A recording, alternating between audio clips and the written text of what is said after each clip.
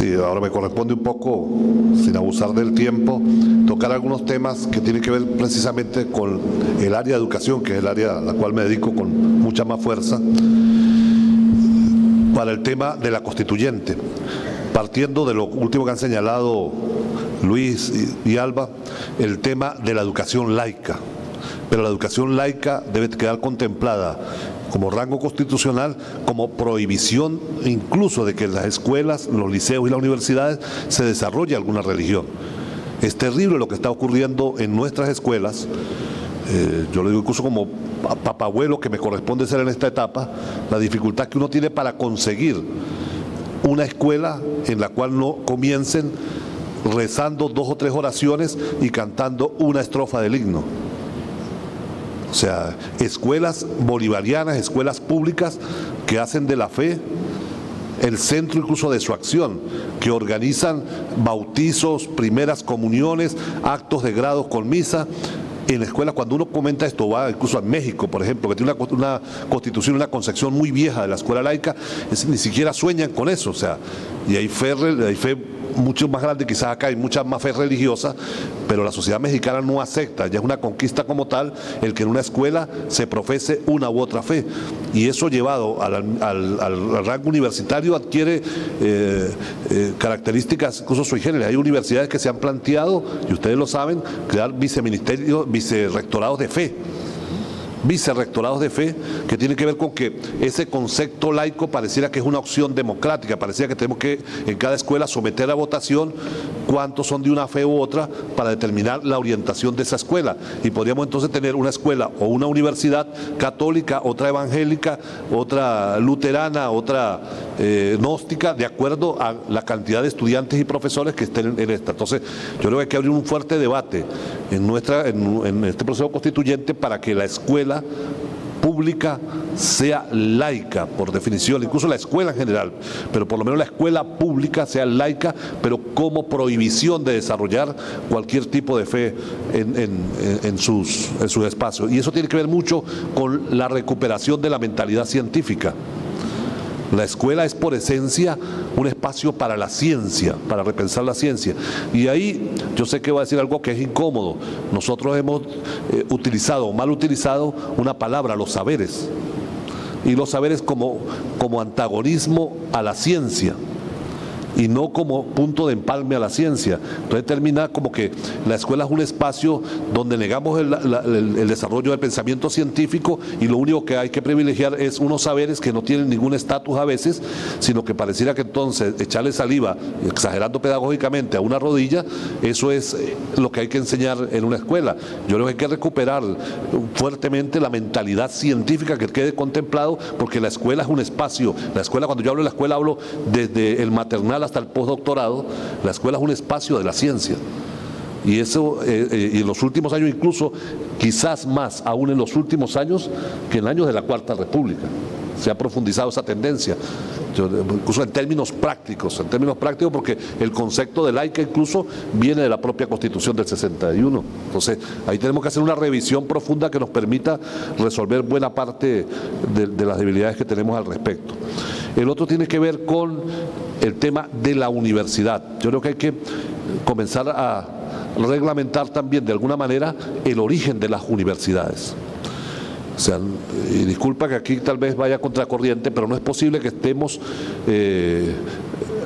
creando una universidad cada día sin que tengamos los fundamentos teóricos, científicos que la sustenten su propia creación.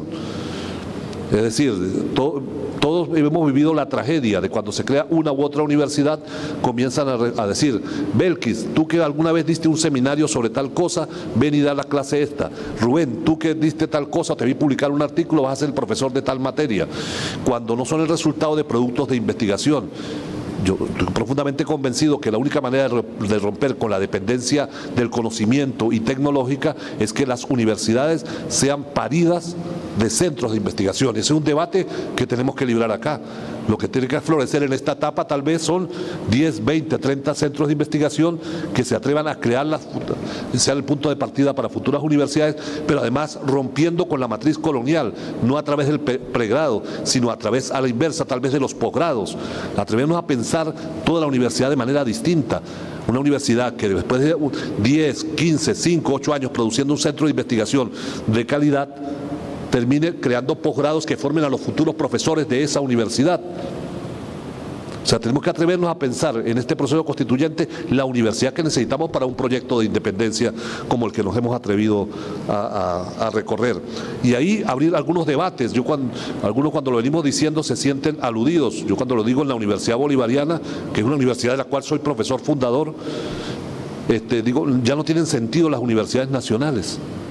Las universidades nacionales tuvieron sentido en algún momento histórico en la cual el conocimiento estaba localizado en las grandes capitales y lo único eran extensiones.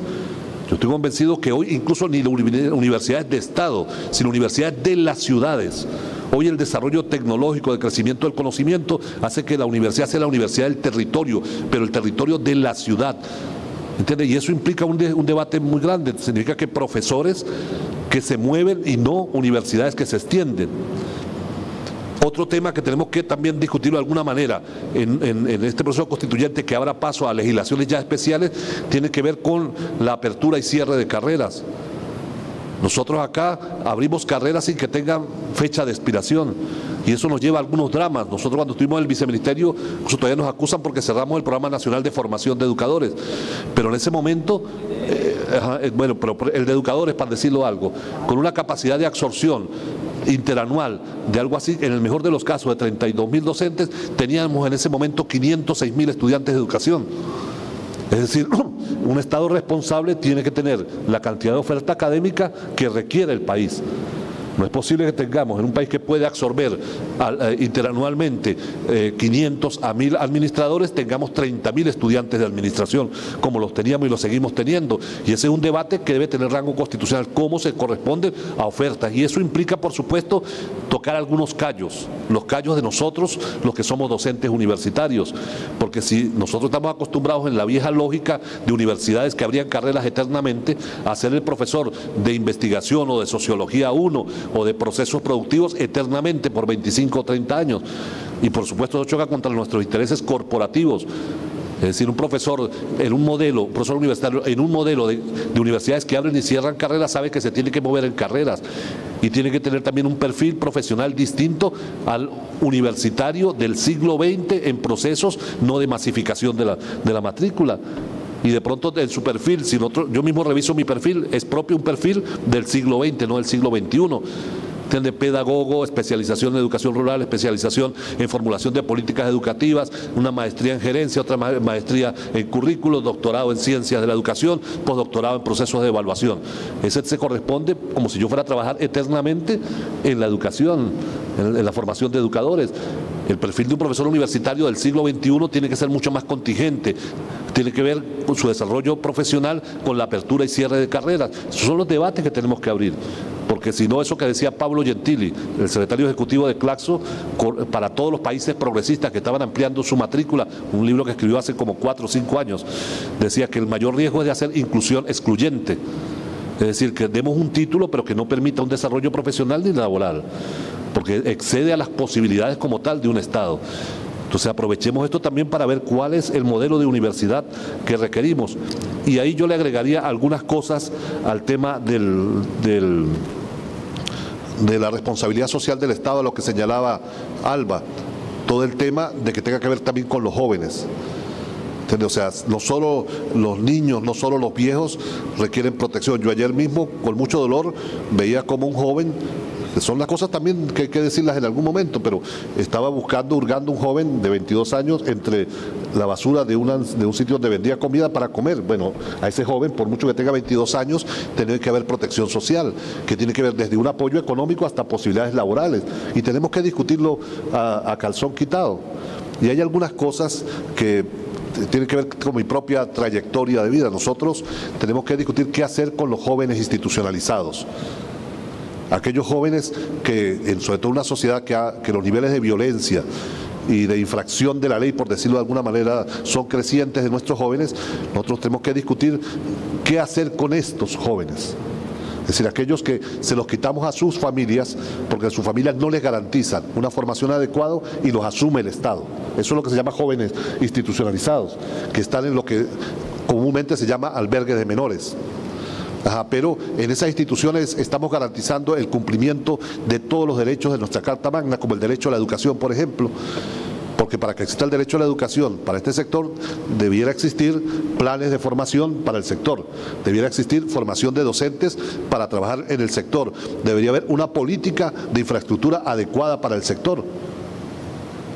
Para que haya el derecho a la educación debe haber esas tres premisas, y con esto uno siente que hay mucha debilidad. Es decir, un muchacho que permanece institucionalizado durante 2 años cuando el Estado lo asume, está en tercer grado, tiene dificultades para terminar de cursar el tercer grado o el tercer año o el cuarto año y darle continuidad a sus estudios. Es decir, porque no hay el diseño curricular, no hay las características para las instituciones donde los albergan para poderlo darle continuidad, y ese es un drama como sociedad que tenemos que hacer, que tenemos que discutirlo. La misión Negra Hipólita fue en sus orígenes una misión diseñada para abordar el tema de los niños en la calle y terminó siendo una misión para los adultos en indigencia, porque nadie quiere meterle el ojo al tema de los niños y los jóvenes, porque es un tema demasiado sensible. Y ahí tiene que ver otra cosa, el tema del trabajo. Nosotros tenemos una legislación que no cuida el tema de la remuneración o el tema del trabajo para los jóvenes que están en las escuelas, en las instituciones públicas, sea de primaria, bachillerato o universidad. De manera muy simple, yo siempre lo señalo, nuestra escuela no es ni siquiera, hay un debate si es capitalista o socialista. Ustedes saben que yo vengo diciendo que es latifundista esclavista, desde el punto de vista de la relación del trabajo, porque los muchachos que participan, y ahora que está tan de moda el tema de Venezuela productiva, de que las universidades sean productivas, que las escuelas sean productivas, el muchacho que participa en un proyecto de eso no recibe ni medio de remuneración, a pesar de que tiene proyectos productivos. Manos a la siembra, diseñado por un amigo, mi héroe de juventud. Ahora tengo muchas diferencias con Carlos, una de esas es Manos a la siembra. Pero cuando Manos a la siembra, por ejemplo, tiene todo el proceso, desde preparar la tierra hasta la cosecha, pero no toca comercialización, no toca distribución de la riqueza que genera. Y las escuelas técnicas, las universidades generan riqueza, y es una caja negra que nadie quiere abordar. Y después decimos que a nuestros jóvenes no les gusta el trabajo, que nuestros jóvenes son unos flojos, ¿entiendes? Pero lo que les enseñamos son los antivalores del trabajo. Entonces ahí tenemos otra cosa de cómo le introducimos este tema en la Constitución para que haya la obligatoriedad de distribución equitativa de la riqueza, porque la única manera de crear mentalidad socialista es esa. Si tuviéramos una escuela capitalista, repartiría de cada 100 bolívares 10 en las escuelas o en la universidad de los proyectos productivos. Y entonces diríamos los socialistas que era injusto, ¿entiendes? Porque se apropia del 90 bolívares y solo reparte 10. Pero es que no reparte un centavo. Desde los proyectos de primer grado que hacen con paletas para un cofrecito o los de fieltro, después cuando siembran pimentón o cilantro en cuarto grado, cuando crían algunos pollos o conejos en primer año, cuando hacen jaulas o cuando hacen camas, o cuando en la universidad le damos 1 hectárea a un grupo de muchachos, al final nadie rinde cuentas de cuánto produjo y cómo se comercializó y cómo se distribuye la ganancia. Entonces ni siquiera es capitalista, repito. Entonces ahí tenemos un debate también muy especial. O sea, en el tema educativo, además tenemos que darle ahora carne a eso del derecho a la educación y contra la privatización, porque uno nota cómo el discurso de buena parte de los compañeros, incluso de ideas progresistas o de izquierda, habla de una privatización en términos del siglo XX, de la última década del siglo XX, cuando queríamos sacar a Luis Brito, rector de una universidad, para poner a Capriles, y entonces eso era la privatización. O sea, en la misma institución dependiendo ahora del capital. El neoliberalismo del siglo XXI, con Trump de presidente y la señora Betsy DeVos de secretaria del Departamento de Educación, no quiere eso. El neoliberalismo hoy quiere destruir la escuela que conocimos nosotros de 4 paredes, pupitres, pizarrón, y quiere hacer de la educación en casa, a la oferta en casa, el gran paradigma de la educación en el mundo. Por eso todas las grandes transnacionales tecnológicas están fortaleciendo la nube y están llevando contenidos a la nube para que sea precisamente en la casa donde se eduque y no en las escuelas. O sea, la privatización hoy es para que se compren paquetes de formación con programas de formación en la casa. Ese es el debate que hay hoy en Estados Unidos con la administración de Trump y la señora Betsy DeVos. Eso es lo que está planteado en México en la última ola de la contrarreforma laboral de México, que eliminó la profesión docente y habilitó a cualquiera, porque destruir a los docentes, destruir el concepto de escuela, destruir el concepto de formación. Y hay algunas palabras que no son neutras. Yo que vengo de la educación popular, el compañero sabe, tengo toda una tradición, yo creo que la palabra ambientes de aprendizaje, que la reivindico, cualquier espacio debe ser un ambiente de aprendizaje, cuando se convierte en política pública que sustituye al aula y el plantel, se convierte en peligrosa, porque el ambiente de aprendizaje es lo que plantea Betsy DeVos y el neoliberalismo hoy. La casa es un ambiente de aprendizaje si tienes computadora, si tienes conexión a internet y si tienes posibilidad de descargar. O sea, el derecho a la educación se concreta en aula, plantel, como tal, donde invertir, en formación de docentes, en diseños curriculares, programas de formación. Entonces tenemos que abrir ese debate, porque si no, entonces cuidado, cuando nosotros hacemos algo tan maravilloso como es dotar a todos nuestros jóvenes de computadoras para que se la lleven a la casa, de computadoras desde primer grado hasta la universidad, para llevar a la casa, estamos creando la infraestructura sin haber debate para que el proceso de destrucción de la escuela se pueda concretar, porque lo que hay que cargar es contenidos a la nube para ser descargados. Entonces tenemos que darle carne a la redacción de ese artículo que defiende el derecho a la educación, el derecho al Estado a la educación pública, diciendo cuáles son las condiciones, que existan planteles, el compromiso del Estado para la construcción de planteles y escuelas, profesión docente, en la formación de los docentes, políticas concretas y una inversión del Estado que garantice esas condiciones de los docentes. Porque lo que está ocurriendo en todo el mundo es terrible. En Incheon, Corea, se firmó en el 2015 algo histórico para la humanidad, el 6% mínimo del Producto Interno Bruto para la educación y el mínimo 20% del presupuesto de todos los países. Pero ¿qué está pasando en el mundo? Que buena parte del 5% y el 18% de ese presupuesto se gasta en la compra de chatarra tecnológica de rápida obsolescencia, creando las condiciones para la destrucción de la escuela pública y del derecho a la educación, como nosotros lo entendemos, como contacto humano, no simplemente como transmisión de conocimiento.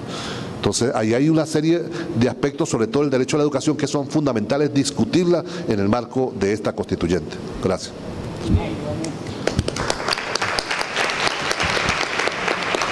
Vamos a dar, para que sea equitativo, el derecho de palabra 1 y 1 del